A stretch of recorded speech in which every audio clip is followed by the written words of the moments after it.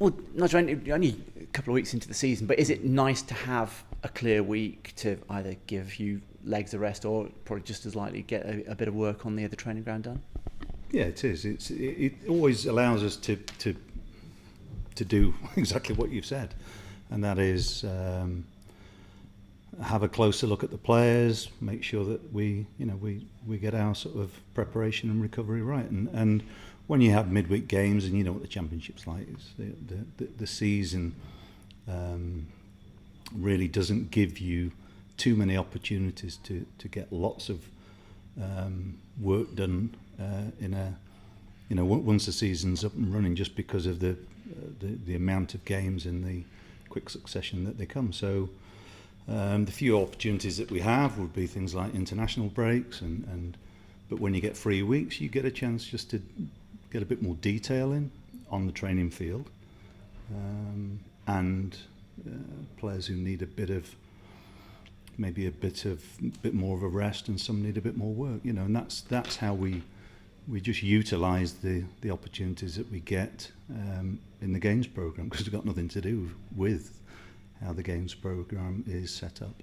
So with the players that have been out for you, so with Andy and Ross, I get the feeling it won't be that soon, but are they getting closer? How are they progressing?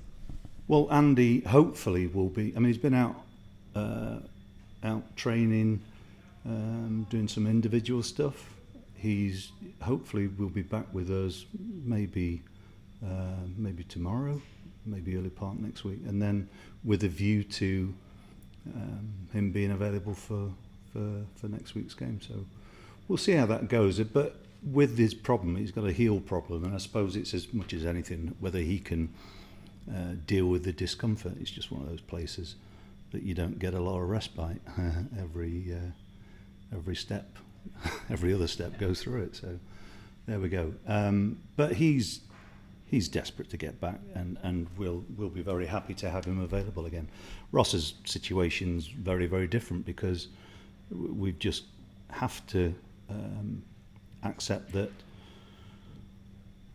the healing process is going to be how he responds to the meds. So there's not a lot we can do really at the moment, apart from be patient and make sure that his well-being is the priority. So yeah, that's where we are with him. He's really frustrated. But it's a long, arduous season, so it's life, and we'll deal with it. Yeah. And actually dealing with that sort of how he's dealing with it side, especially as a new player, is he able to come here and be around the lads? What are you doing to make sure that he's not, it must be pretty lonely in a way when you want to make a big impression and you don't get the chance to do it. Well, he's in every day with his teammates, but just for him, he started pre-season exceptionally well and was really looking the part, and I think to have a setback like this, where it's not like having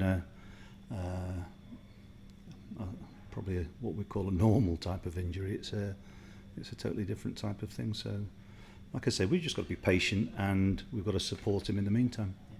And on the fitness side of things, I think it seemed quite evident on the pitch at the Den at the weekend, the work that's been done in pre-season actually paying dividends out there. Do you get a sense, I'm sure you get all your stats obviously, but do you get a sense of where you sit in amongst other teams in terms of actually, are we as fit as we think we are compared to our competitors? Yes, is the easy answer, but we knew that last year as well. And so in the if you like the last third of the season, we were up there at the top with the teams that go up into the Premier League. So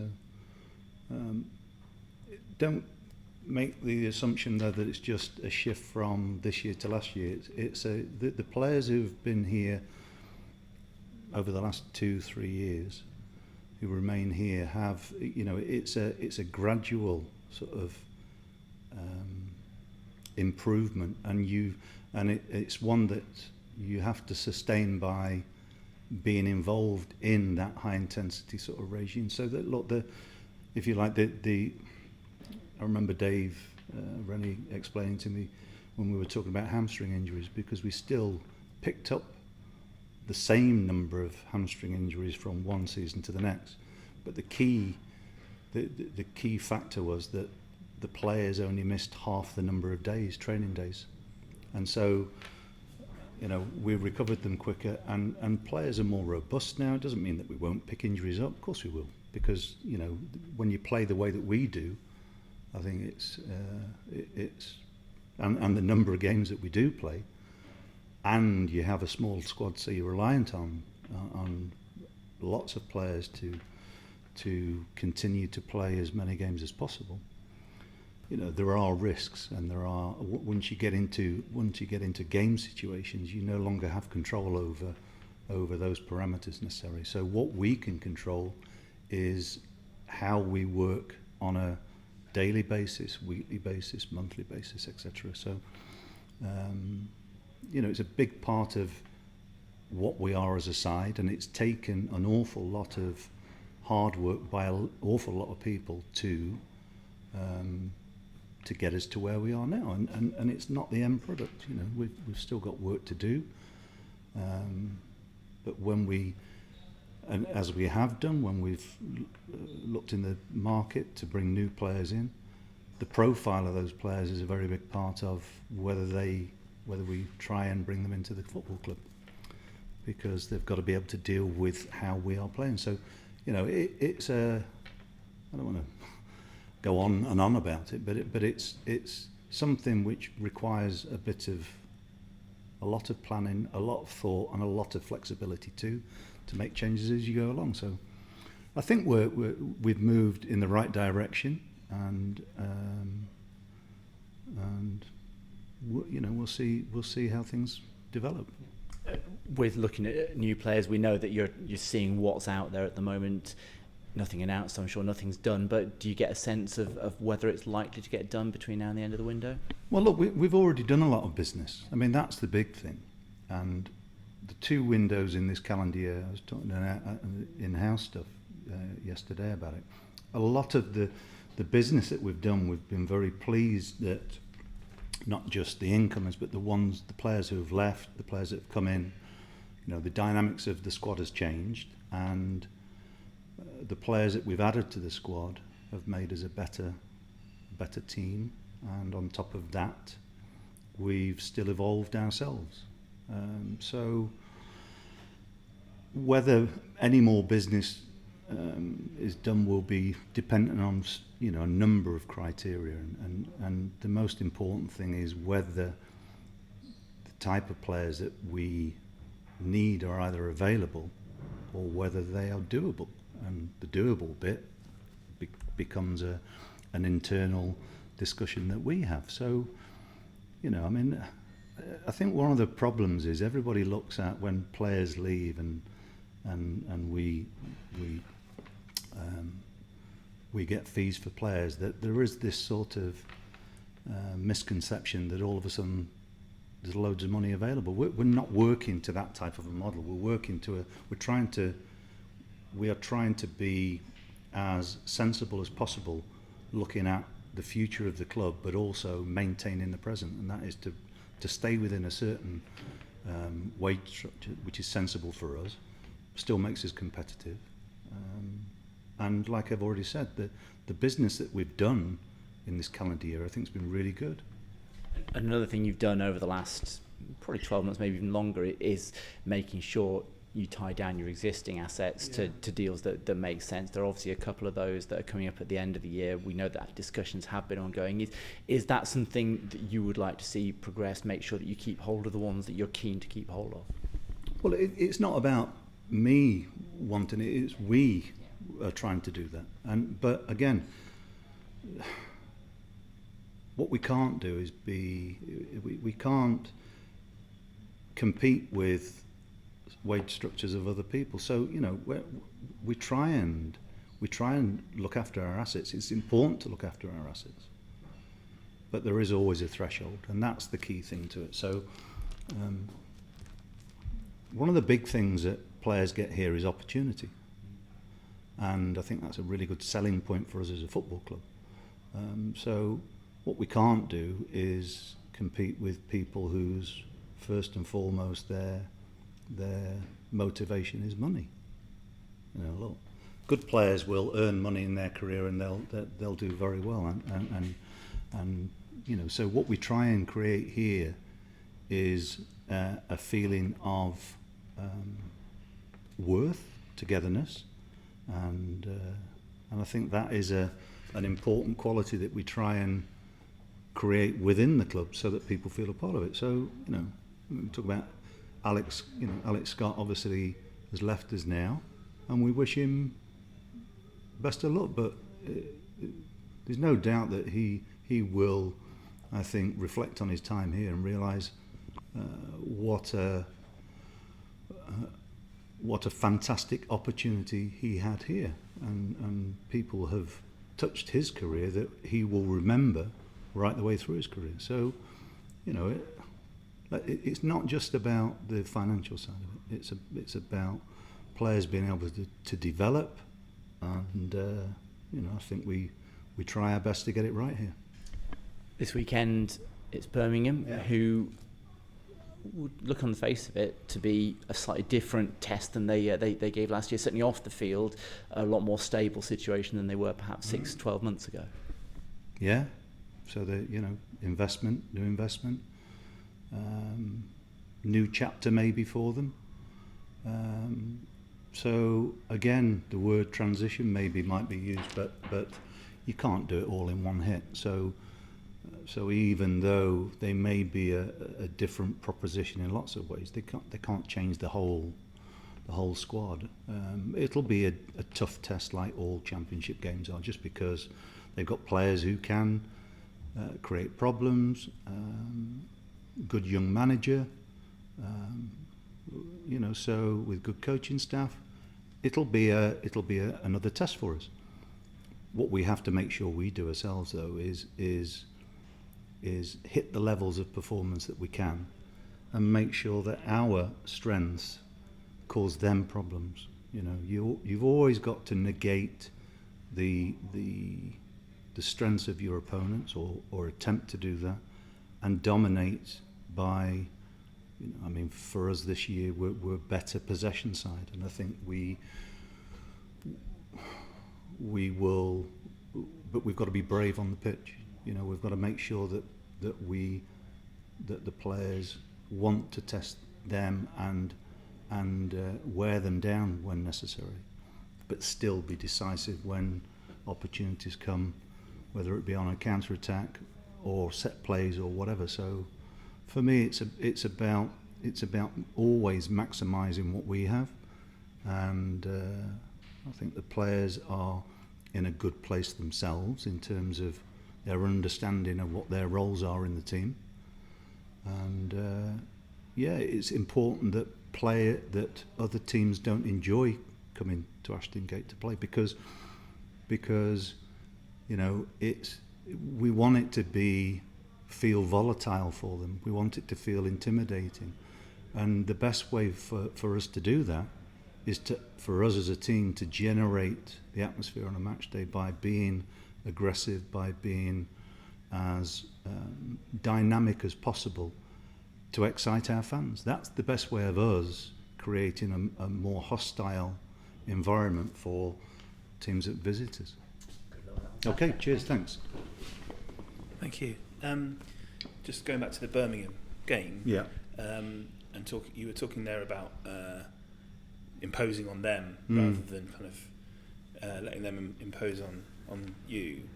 And you mentioned that they've evolved into a team which is, I think you described it yesterday as lopsided. Well, they did. Yeah. But it's because, you know, they're very expansive on one side, and the other side has a different sort of a feel to it. So one's a cutting inside, the other one's going down the outside. So how do you kind of set up to deal with that? Well, that is something that I'm not going to talk about now. I mean, look, the bottom line is, for us, we need to be prepared to play against a side who, and they are prepared to mix the game up. So they will play quite a bit of percentage football. They'll also try and get the players who are creative for them into the game. We have to be prepared to deal with that. But then beyond that, we've got to make sure that they have to work hard when we are in possession. So, what I don't want a game of constant turnovers. I want us to be able to make them work to be in the game. And I think some of the in previous encounters that we've had with Birmingham, certainly since I've been here, we've either done really well and won, or we've not done so well at all.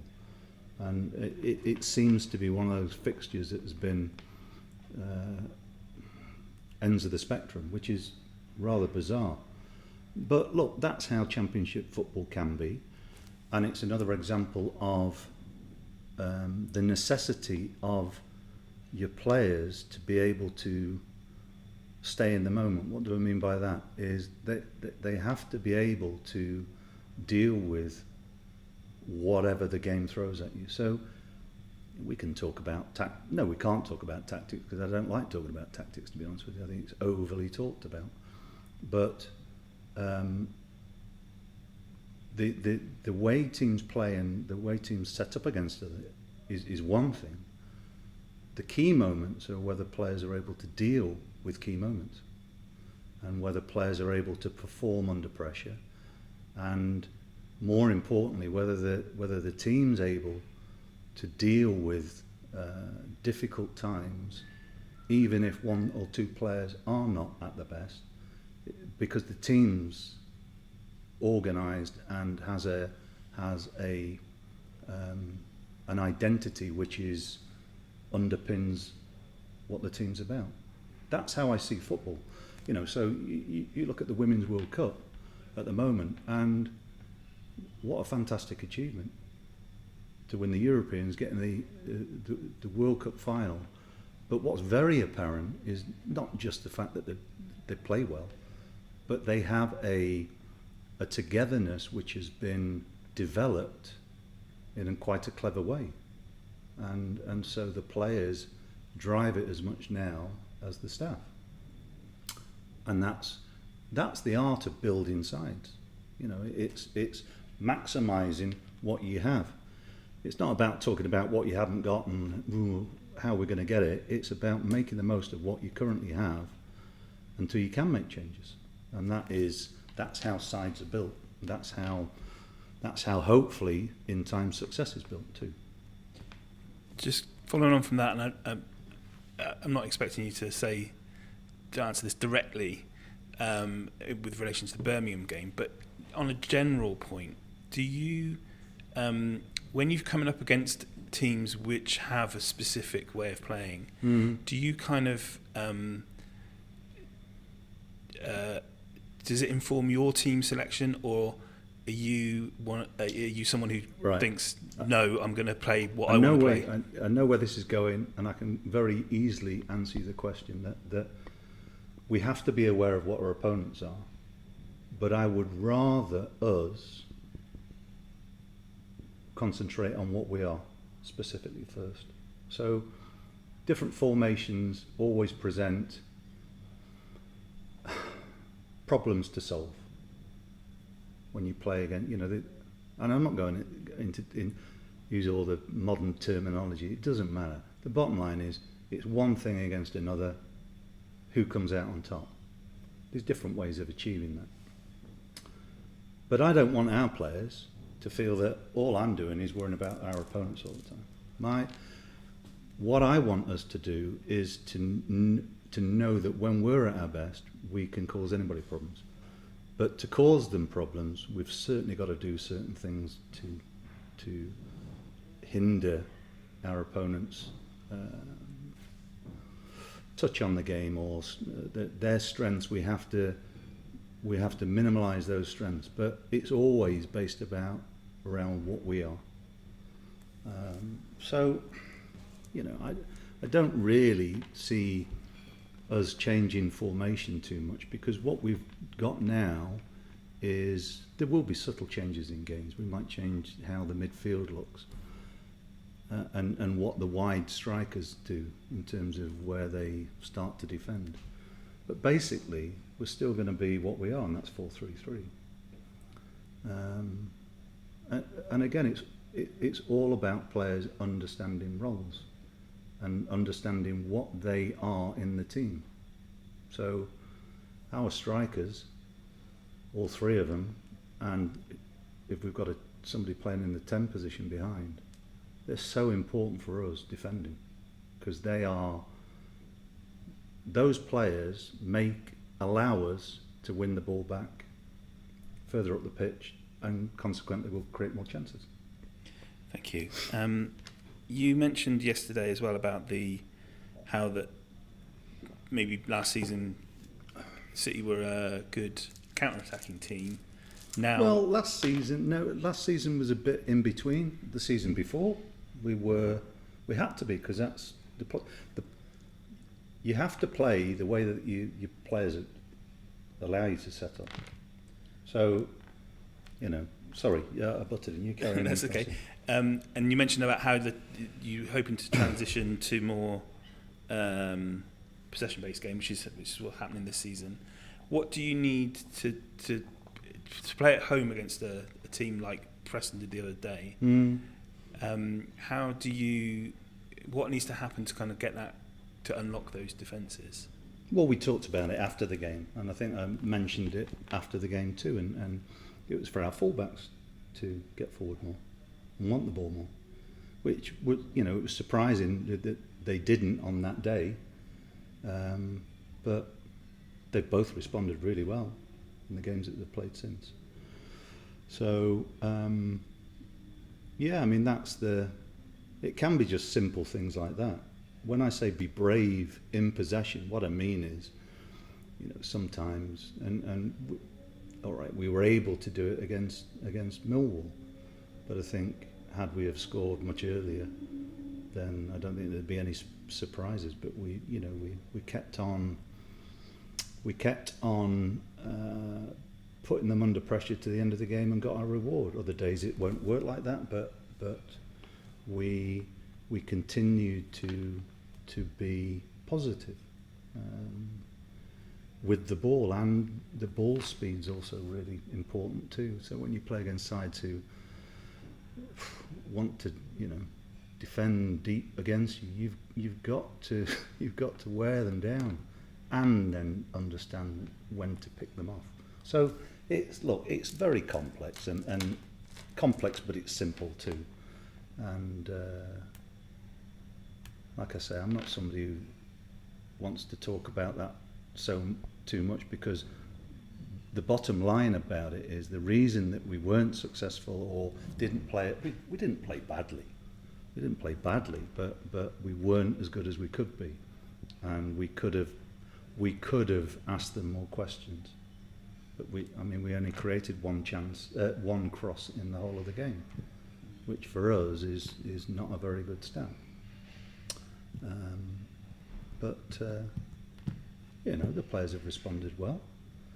And look, I'm no fool. We'll get lots of days during the season where I can sense frustration in whether it be our fan base, whether it be us as staff, whether it be the players themselves.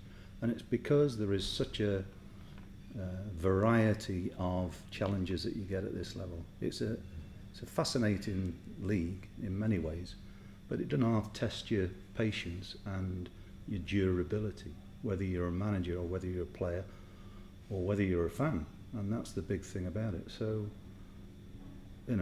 what we've got to try and do, and my staff remind me of it as well, is we have to stay level throughout ups, downs and mediocrity. That's the strength that we need, is to trust what we do and make sure that how we work gets the best out of our players. That's all we can do. Just going back on what you were talking about, the fans earlier. Obviously, they can be a 12th man to the team. Cliche. It is. I know. Appreciate that. What would your message to them be? You talked about how you want the players to get in, step up early to be able to get the fans going. But in terms of what would the message to the fans be about getting behind the team and creating that kind of cauldron atmosphere? Have they got a role to play as well? What it always is, and they've been very patient, and I appreciate that, and we appreciate that. I always think it's down to us to excite our fans, or at least send the message that we're trying to win and we care. And look, there's no point. I don't believe in rallying cries like that, because for me it's about what you do rather than what you say. And the proof in the pudding is always what you see on a match day, and fans will verbalise how they feel, you know, and sometimes that's frustration, and yeah, I understand that. But what we will try to do is to make them believe or make them feel that their team is playing for them, and that's that's what we're trying to do, and we want to try and entertain them as well. I have a very simple view on these things. Okay, can I ask about a specific player? There was talk earlier this month about Ayman Benarous coming back and possibly going out on loan. Is that something you're not possibly on loan? I haven't even considered that. Okay, so he's very much part of your plans going forward. Well, he's currently having to deal with a minor injury that he's picked up. So he'll be going nowhere until he's robust enough to go out on loan. And I wouldn't dream of putting out a young man who's had to go through well over a year with 2 ACL ruptures. I wouldn't just bung him out on loan somewhere.